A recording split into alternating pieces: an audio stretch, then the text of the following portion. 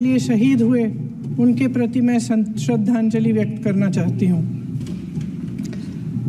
महोदय, हजारों साल पुरानी हमारी देश की धर्म की एक पुरानी परंपरा रही है। ये परंपरा संवाद, चर्चा की रही है। एक गौरवशाली परंपरा है जो दर्शन ग्रंथों में, वेदों में, उपनिषदों में दिखती है। वाद विवाद और संवाद की हमारी पुरानी संस्कृति है। अलग अलग धर्मों में भी, इस्लाम में, सूफियों में, बौद्ध धर्म में, जैन धर्म में, सिख धर्म में भी ये वाद संवाद, ये चर्चा बहस, इसकी संस्कृति रही है। इसी परंपरा से उभरा हमारा स्वतंत्रता संग्राम। हमारा स्वतंत्रता संग्राम विश्व में एक अनोखा संग्राम था, एक अनोखी लड़ाई थी जो अहिंसा और सत्य पर आधारित थी। ये वाद संवाद की जो परंपरा है, इसको इस संग्राम ने आगे कैसे बढ़ाया? क्योंकि ये जो संग्राम था, ये जो लड़ाई थी हमारी आज़ादी के लिए, एक बेहद लोकतांत्रिक लड़ाई थी। इसमें देश के किसान, देश के जवान, देश के मजदूर, देश के अधिवक्ता, देश के बुद्धिजीवी, चाहे किसी भी जाति के हो, चाहे किसी भी धर्म के हों, चाहे किसी भी भाषा को बोलते हों, सब इस स्वतंत्रता संग्राम में शामिल हुए। सब ने हमारे देश की आज़ादी की लड़ाई लड़ी।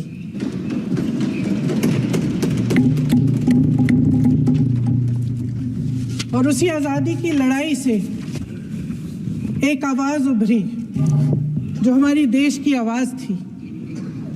वो आवाज़ ही आज हमारा संविधान है। साहस की आवाज़ थी, हमारी आज़ादी की आवाज़ थी, और उसी की गूंज ने हमारे संविधान को लिखा और बनाया। ये सिर्फ एक दस्तावेज नहीं है। बाबा साहेब अम्बेडकर, मौलाना आज़ाद जी, राजगोपालाचारी जी और जवाहरलाल नेहरू जी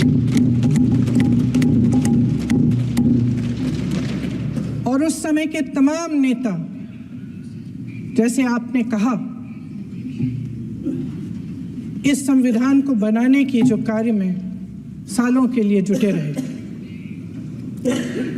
हमारा संविधान इंसाफ, उम्मीद, अभिव्यक्ति और आकांक्षा की वो ज्योत है जो हर हिंदुस्तानी के दिल में जलती है।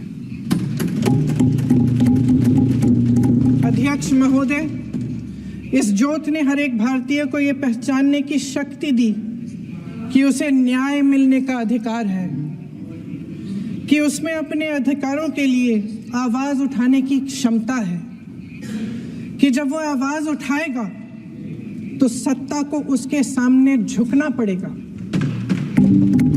इस संविधान ने हर एक देशवासी को ये अधिकार दिया कि वो सरकार बना भी सकता है और सरकार बदल भी सकता है। ये ज्योत जो हर हिंदुस्तानी के दिल में जलती है, उसने हर हिंदुस्तानी को ये विश्वास दिया कि देश की संपत्ति में, देश की दौलत में, संसाधनों में उसका भी हिस्सा है, कि उसे एक सुरक्षित भविष्य की उम्मीद का अधिकार है, कि देश बनाने में भी उसकी भागीदारी है। उम्मीद और आशा की ये ज्योत मैंने देश के कोने कोने में खुद देखी है। उन्नाव में मैं एक रेप पीड़िता के घर गई। उसे जलाकर मार डाला था। वो शायद 20-21 साल की होगी। हम सबके बच्चे हैं। हम सोच सकते हैं कि अगर हमारी बेटी के साथ बार बार बलात्कार हुआ और फिर जब वो अपनी लड़ाई लड़ने के लिए गई तो उसको जलाकर मार डाला गया होता तो हम पर क्या बीतती। मैं उस बच्ची के पिता से मिली। उसके खेत जलाए गए थे, उसके भाइयों को पीटा गया था, उसके पिता को बाहर से घर के बाहर घसीट कर मारा गया था। उस पिता ने मुझे बताया कि बेटी, मुझे न्याय चाहिए। मेरी बेटी अपने एफआईआर को दर्ज करने के लिए जब जिले में गई तो उसको मना किया गया, अगले जिले में जाना पड़ा उसे। वो रोज सुबह 6 बजे उठकर तैयार होकर अकेली अपने मुकदमे को लड़ने के लिए अगले जिले में ट्रेन से जाती थी। उसके पिता ने मुझे कहा कि मैंने उससे कहा, बेटी अकेले मत जाओ, छोड़ दो ये लड़ाई। लेकिन उसकी बेटी ने उसको जवाब दिया कि नहीं पिताजी, मैं अकेली जाऊंगी, मैं लड़ूंगी, ये मेरी लड़ाई है, मैं इसको लड़ूंगी। ये लड़ने की क्षमता, ये हिम्मत उस लड़की को और करोड़ों भारत की नारियों को हमारे संविधान ने दी। आगरा में मैं अरुण वाल्मीकि के घर गई। अरुण वाल्मीकि पुलिस स्टेशन में काम करता था, सफाई का काम करता था। आप सोच सकते हैं, हमारी तरह उसका भी परिवार था। नई नई शादी हुई थी, 2-3 महीनों का बच्चा था। पुलिस स्टेशन में चोरी हो गई। चोरी का इल्जाम उस पर लगाया गया। उसके पूरे परिवार को उठाकर पुलिस स्टेशन में ले गए। आप हंस रहे हैं, लेकिन ये गंभीर बात है। और क्या गंभीर बात? शर्म करो, शर्म। अरुण वाल्मीकि को पीट पीट के मार डाला, उसकी बीवी को पीटा, उसके पिता के नाखून निकाले, उसके पूरे परिवार को पीटा गया। जब मैं उस जवान महिला से मिलने गई जो अभी अभी विधवा हुई थी, तो उसने मुझे कहा कि दीदी, हमें सिर्फ एक चीज चाहिए, हमें न्याय चाहिए और हम इस न्याय के लिए लड़ते रहेंगे, चाहे कुछ भी हो जाए। ये हिम्मत उस महिला को हमारे संविधान ने दी।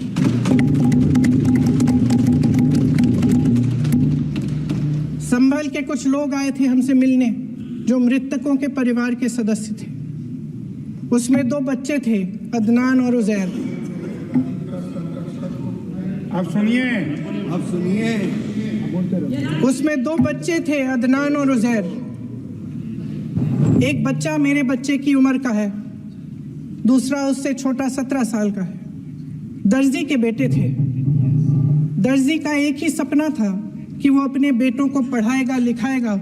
एक बेटा डॉक्टर बनेगा, एक बेटा भी सफल होगा दूसरा बेटा भी अपने जीवन में सफल होगा। उनके पिताजी हर रोज उनको स्कूल छोड़ते थे। उस दिन भी स्कूल छोड़ने के बाद अपनी दुकान में चले गए। उन्हें पता नहीं था कि विवाद हो रहा है। उन्होंने भीड़ देखी, घर आने की कोशिश की तो पुलिस ने गोली से मार डाला। वो 17 साल का बच्चा अदनान मुझसे कहता है, वो 17 साल का बच्चा अदनान मुझसे कहता है कि मैं बड़ा होकर डॉक्टर बन के दिखाऊंगा, मैं अपने पिता का सपना साकार करूंगा।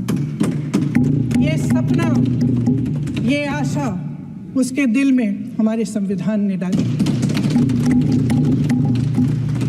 अध्यक्ष महोदय, हमारे देश के करोड़ों देशवासियों के संघर्ष में, अपने अधिकारों की पहचान में, इनकी कठिन से कठिन परिस्थितियों से लड़ने की अपार हिम्मत में और देश से न्याय की अपेक्षा में हमारे संविधान की ज्योत जल रही है। मैंने हमारे संविधान की ज्योत को जलते हुए देखा है और इसके साथ साथ ये भी समझा है कि हमारा संविधान एक सुरक्षा कवच है। एक ऐसा सुरक्षा कवच है जो देशवासियों को सुरक्षित रखता है, न्याय का कवच है, एकता का कवच है और अभिव्यक्ति की आज़ादी का कवच है। दुख की बात यह है कि मेरे सत्ता पक्ष के साथी जो बहुत बड़ी बड़ी बातें करते हैं, इन्होंने इन 10 सालों में यह सुरक्षा कवच, सत्ता पक्ष के मेरे साथियों ने ये ये सुरक्षा कवच तोड़ने का पूरा प्रयास किया है। संविधान में सामाजिक, आर्थिक और राजनीतिक न्याय का वादा है। ये वादा एक सुरक्षा कवच है जिसको तोड़ने का काम शुरू हो चुका है। लैटरल एंट्री और निजीकरण के जरिए ये सरकार आरक्षण को कमजोर करने का काम कर रही है। अगर लोकसभा में ये नतीजे नहीं आए होते तो ये संविधान बदलने का काम भी शुरू कर लेते। सच्चाई ये है अध्यक्ष महोदय कि आज संविधान बार बार इसलिए कह रहे हैं क्योंकि इस चुनाव में इनको पता चल गया कि इस देश की जनता ही इस संविधान को सुरक्षित रखेगी, कि इस चुनाव में हारते जीतने से इन्हें एहसास हुआ कि ये संविधान बदलने की बात इस देश में नहीं चलेगी। आज जनता की मांग है कि जाति जनगणना हो। सत्ता पक्ष के मेरे साथी ने इसका जिक्र किया। ये जिक्र भी आज इसलिए हो रहा है क्योंकि चुनाव में ये नतीजे आए। ये जाति जनगणना इसलिए जरूरी है ताकि हमें पता चले कि किसकी क्या स्थिति है और नीतियां उस हिसाब से बने। इनकी गंभीरता का प्रमाण ये है कि जब चुनाव में पूरे विपक्ष ने जोरदार आवाज उठाई कि ये जाति जनगणना होनी चाहिए तो इनका जवाब देखिए। इनका जवाब भैंस भाग भैंस चुरा लेंगे, मंगलसूत्र चुरा लेंगे, इनका ये जवाब था। ये गंभीरता है इनकी जाति जनगणना पर। महोदय, हमारे संविधान ने आर्थिक न्याय की नींव डाली, किसानों, गरीबों और को जमीन बांटी, भूमि सुधार किया, जिसका नाम लेने से कभी कभी आप झिझकते हैं और कभी कभी उनका नाम धड़ाधड़ इस्तेमाल किया जाता है अपने आप को बचाने के लिए। उन्होंने HAL, BHEL, SAL, GAIL, ONGC, NTPC, railways, IIT, IIM, oil refinery, तमाम PSU बनाए। अध्यक्ष महोदय, उनका नाम पुस्तकों से मिटाया जा सकता है, उनका नाम भाषणों से मिटाया जा सकता है, लेकिन जो उनकी भूमिका रही इस देश की आज़ादी के लिए और इस देश के निर्माण के लिए, वो इस देश में से कभी मिटाया नहीं जा सकता। 75 सालों में जनता का भरोसा रहा कि नीतियां बनेंगी तो जनता की भलाई के लिए बनेंगी। जल जंगल जमीन का अधिकार मिला आदिवासी भाई बहनों को। इंदिरा जी ने बैंकों का राष्ट्रीयकरण करवाया, खदानों का राष्ट्रीयकरण कराया। कांग्रेस और यूपीए की सरकारों में शिक्षा का, भोजन का अधिकार मिला। 75 सालों में जनता का भरोसा मिला। पहले संसद चलती थी तो जनता की उम्मीद होती थी कि सरकार महंगाई और बेरोजगारी पर चर्चा करेगी, कोई उपाय निकालेगी, कोई रास्ता निकालेगी। लोग मानते थे कि अगर कोई नई आर्थिक नीति बनेगी तो देश की अर्थव्यवस्था को मजबूत बनाने के लिए बनेगी, तो भारतीय बाजार को मजबूत बनाने के लिए बनेगी, उनके भविष्य को मजबूत बनाने के लिए बनेगी। किसान और आदिवासी भाई बहन भरोसा करते थे कि यदि जमीन के कानून में संशोधन होगा तो उन्हीं की भलाई के लिए होगा। आप नारी शक्ति की बात करते हैं। आज चुनाव की वजह से शायद इतनी बातचीत हो रही है नारी शक्ति के बारे में, क्योंकि हमारे संविधान ने महिलाओं को यह अधिकार दिया, उनकी शक्ति को परिवर्तित किया वोट में। और आज आपको पहचानना पड़ रहा है कि महिलाओं के बिना, कि नारी शक्ति के बिना ये सरकारें नहीं बन सकती हैं। इसीलिए आज आप नारी शक्ति की बातें दोहरा रहे हैं। जो आप नारी शक्ति का अधिनियम लाए हैं उसको लागू क्यों नहीं करते? वो 10 साल बाद लागू क्यों होगा?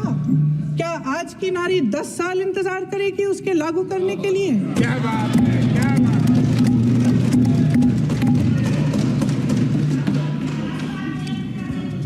आज संसद में बैठे हुए सत्ता पक्ष के मेरे साथी ज्यादा से ज्यादा अतीत की बातें करते हैं। 1900 किस में क्या हुआ, कब हुआ, नेहरू जी ने क्या किया। अरे वर्तमान की बात करिए, देश को बताइए आप क्या कर रहे हैं, आपकी जिम्मेदारी क्या है? कि सारी जिम्मेदारी जवाहरलाल नेहरू की है। अध्यक्ष महोदय जी, ये सरकार आर्थिक न्याय का सुरक्षा कवच तोड़ रही है। आज संसद में बैठी ये सरकार बेरोजगारी और महंगाई से जूझ रही हमारी जनता को क्या राहत दे रही है? कृषि के कानून भी बड़े बड़े उद्योगपतियों के लिए बन रहे हैं। सही एमएसपी को छोड़िए, डीएपी तक नहीं मिल रहा है।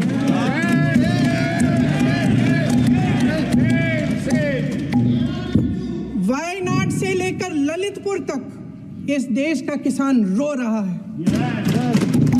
आपदा आती है तो उसको कोई राहत नहीं मिलती।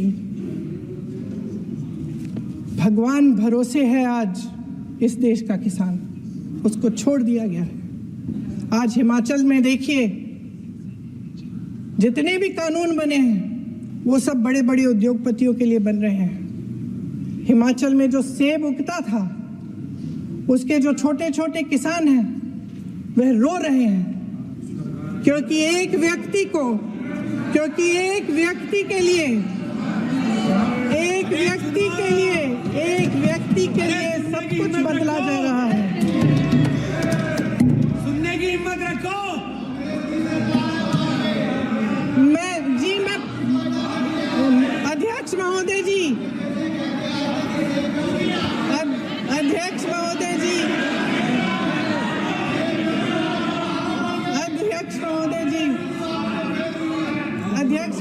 जी, अडानी जी को सारे कोल्ड स्टोरेज प्रदेश की सरकार ने नहीं दिए। अडानी जी को सारे कोल्ड स्टोरेज आपकी सरकार ने दिए। देश देख रहा है कि एक व्यक्ति को बचाने के लिए 142 करोड़ देश की जनता को नकारा जा रहा है।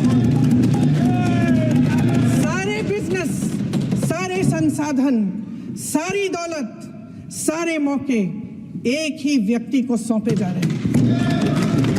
सारे बंदरगाह, एयरपोर्ट्स, सड़कें, रेलवे का काम, कारखाने, खदाने, सरकारी कंपनियां सिर्फ एक व्यक्ति को दी जा रही है। जनता के मन में हमेशा ये विश्वास होता था कि अगर कुछ नहीं है तो संविधान हमारी सुरक्षा करेगा, मगर आज आम लोगों के बीच ये धारणा बनती चली जा रही है कि सरकार सिर्फ अडानी जी के मुनाफे के लिए चल रही है। देश में बहुत तेजी से गैर बराबरी बढ़ रही है। जो गरीब है वो और गरीब हो रहा है, जो अमीर है वो और अमीर हो रहा है। इस सरकार ने आर्थिक न्याय की भी सुरक्षा कवच तोड़ दिया है। राजनीतिक न्याय की जब बात होती है, मेरे सत्ता पक्ष के साथी आज खड़े हुए और तमाम गिनती करने लग गए कि ऐसा हुआ वैसा हुआ, 1975 में जो हुआ। तो सीख लीजिए ना, आप भी सीख लीजिए। आप भी अपनी गलतियों के लिए माफी मांग लीजिए। आप भी बैलेट पे चुनाव कर लीजिए। दूध का दूध, पानी का पानी हो जाएगा। आप राजनीतिक न्याय की बात करते हैं, सरकारों को पैसों के बल पर गिरा देते हैं।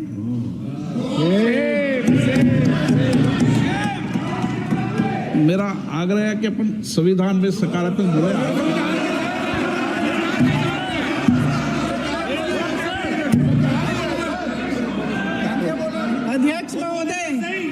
अध्यक्ष महोदय, सत्ता पक्ष के हमारे साथी ने एक उदाहरण दिया उत्तर प्रदेश की सरकार का, तो मैं भी एक उदाहरण दे देती हूँ महाराष्ट्र की सरकार का।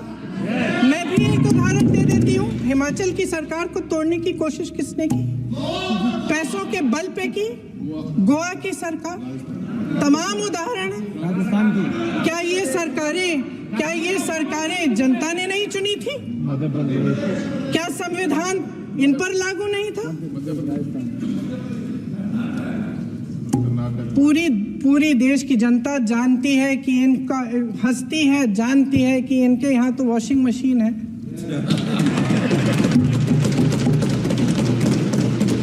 तो यहाँ से वहां जाता है, वो धुल जाता है। इस तरफ दाग, उस तरफ स्वच्छता। और मेरे कई ऐसे साथी हैं जो इस तरफ होते थे उस तरफ चले गए, मुझे दिख भी रहे हैं, वॉशिंग मशीन में शायद धुल गए हैं। अध्यक्ष महोदय, जहां भाईचारा और अपनापन होता था, जहां हमारे संविधान ने एकता का सुरक्षा कवच दिया था, वहां शक और घृणा के बीज बोए जा रहे हैं। एकता का सुरक्षा कवच तोड़ा जा रहा है।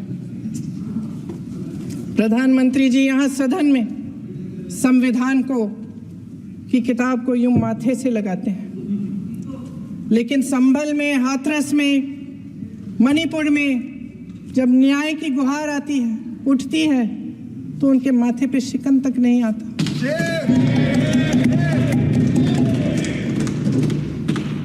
शायद समझ नहीं पाए हैं कि भारत का संविधान संघ का विधान नहीं है।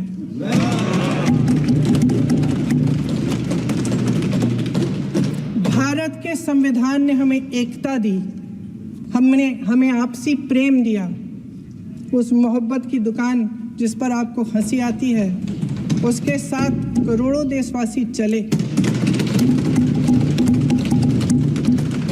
करोड़ों देशवासियों के दिल में एक दूसरे के लिए प्रेम है, घृणा नहीं है।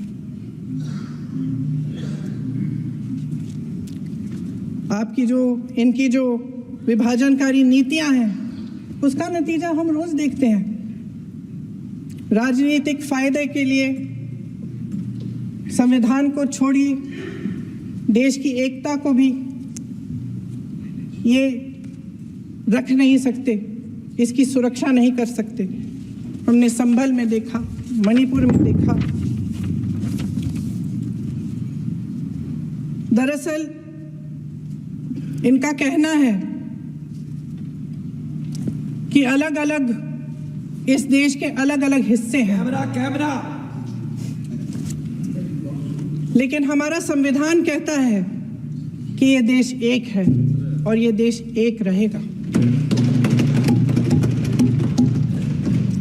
जहां खुला विवाद होता था, अभिव्यक्ति का सुरक्षा कवच होता था, इन्होंने भय का माहौल पैदा किया है। सत्ता पक्ष के मेरे साथी अक्सर 75 सालों की बात करते हैं, लेकिन इन 75 सालों में ये उम्मीद, आशा, ये अभिव्यक्ति की ज्योति कभी थमी नहीं, कभी बुझी नहीं। इस देश की जनता ने खुलकर आलोचना की, निडर होकर धरने किए, प्रदर्शन किए। जब जब जनता नाराज हुई, तब तब सत्ता को ललकारा, उसे चेतावनी दी, बड़े से बड़े नेताओं को कटघरे में खड़ा किया, उनसे जवाब मांगा, न्याय मांगा। इस देश के छोटे छोटे से नुक्कड़ की दुकानों में, चाय की दुकानों में, इस देश के घरों में, गलियों में, मोहल्लों में, अखबारों में, प्रकाशन घरों में, न्यायपालिकाओं में चर्चा कभी बंद नहीं हुई। लेकिन आज ये माहौल नहीं है। आज जनता को सच बोलने से डराया जाता है, धमकाया जाता है। पत्रकार हो या विपक्ष का नेता हो या किसी यूनिवर्सिटी का प्रोफेसर हो, छात्र संघ हो या कर्मचारियों का संगठन हो, सबका मुंह बंद कराया जाता है। किसी पे ईडी, किसी पे सीबीआई, किसी पे इनकम टैक्स, फर्जी मुकदमे लगवाए जाते हैं, जेल में डाल दिया जाता है, विपक्षी नेताओं को जेल में डाल दिया जाता है, उनको सताया जाता है। किसी को नहीं छोड़ा इस सरकार ने। देशद्रोही कह के उत्तर प्रदेश में मुझे याद है कुछ अध्यापिकाएं प्रदर्शन कर रही थी, उन पर मुकदमा डाल दिया देशद्रोही का, उन्हें देशद्रोही कह दिया। इन्होंने देश का पूरा माहौल भय से भर दिया है।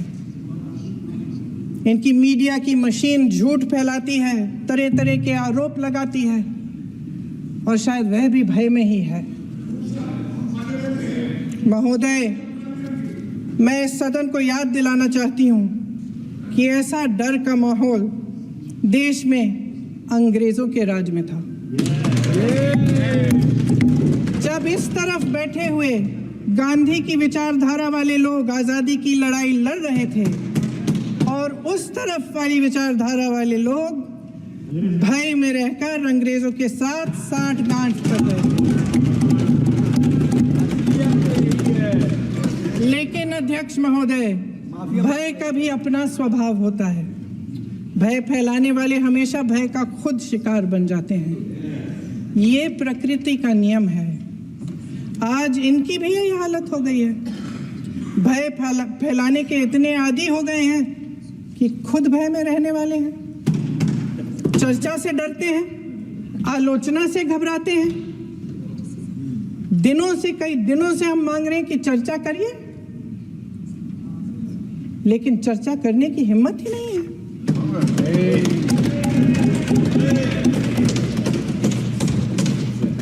एक कहानी होती थी अध्यक्ष महोदय, शायद बचपन में आपने भी सुनी होगी। राजा भेष बदलकर बाजार में आलोचना सुनने जाता था। यह सुनने जाता था कि प्रजा मेरे बारे में क्या कह रही है, मैं सही रास्ते पे चल रहा हूं कि नहीं। लेकिन आज का राजा, भेष तो बदलते हैं आज के राजा, शौक तो है उनको भेष बदलने का, लेकिन न जनता के बीच जाने की हिम्मत है और ना आलोचना सुनने की। महोदय, मैं तो सदन में नहीं हूं।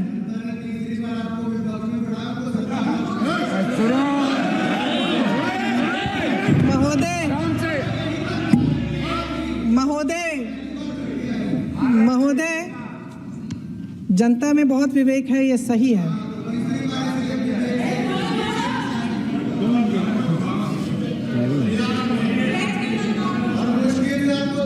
अच्छा महोदय, मैं सदन में नहीं हूँ, कुछ हाँ ठीक है, मैं सदन में नहीं हूँ, मात्र 15 दिनों से आ रही हूँ। लेकिन मुझे ताज्जुब होता है कि इन 15 दिनों में इतनी बड़े इश्यूज हैं, इतनी बड़ी बातें हैं, प्रधानमंत्री जी मात्र एक दिन के लिए शायद 10 मिनट के लिए दिखे हैं सब।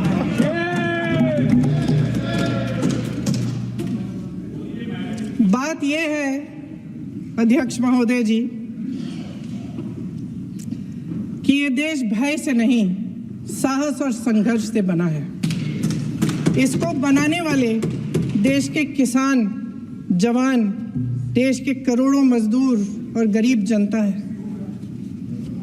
संविधान इनको साहस देता है। मेहनती मिडिल क्लास है और इस देश के जो करोड़ों देशवासी हैं, जो रोजाना भयंकर परिस्थितियों का सामना करते हैं, उनको साहस देता है। वायनाड में जो आपदा आई, उसमें एक छोटा लड़का था 17 साल का। 6 घंटों के लिए उसने अपनी माँ को बचाने की कोशिश की। 6 घंटों के लिए आप सोच सकते हैं कि अगर नदी की धारा बह रही है, नाराज है, आप अपनी माँ को पकड़े हो, 6 घंटों के लिए पकड़े रखते हो कि मेरी माँ बच जाएगी, और अंत में वो माँ भी बह जाती है। उस लड़के का साहस,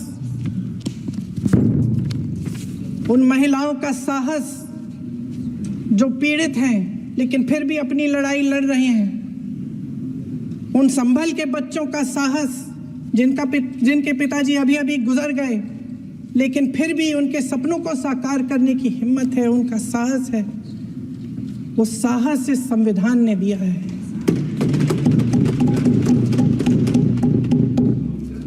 वो आत्मविश्वास इस संविधान ने दिया है। ये देश भय से नहीं चल सकता, ये देश साहस से ही चलेगा। भय की भी सीमा होती है और जब वो सीमा पार हो जाती है, जब किसी को इतना दबाया जाता है कि उसको लगने लगता है कि अब मेरे पास खोने के लिए कुछ नहीं है, तब उसमें एक ऐसी शक्ति पैदा होती है जिसके सामने कोई कायर खड़ा नहीं हो सकता। ये देश कायरों के हाथों में ज्यादा देर तक कभी नहीं रहा है। ये देश उठेगा, ये देश लड़ेगा, सत्य मांगेगा,